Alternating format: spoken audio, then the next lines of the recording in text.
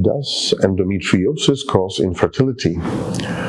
Well, very simply put, unfortunately, yes, it could do that.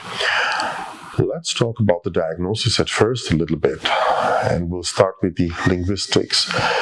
Endometros, is the uterine lining of the uterine cavity, from the Greek endos, meaning inside, and metros is the uterus.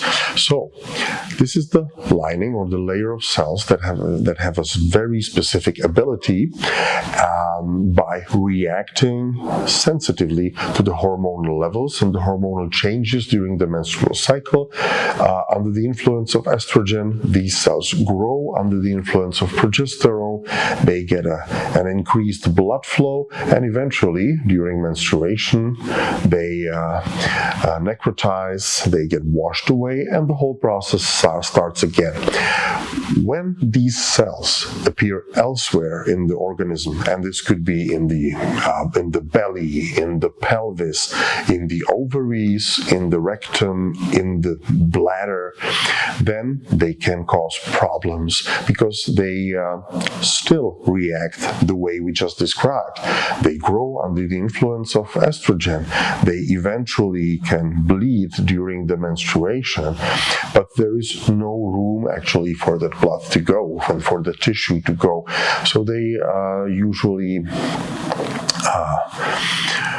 create a locus that can be painful or that can bother the patient. One of the most difficult situations is regarding fertility, when such a locus actually grows in the ovary itself, and it can eventually significantly lower the ovarian reserve or cause a loss of the ovary altogether.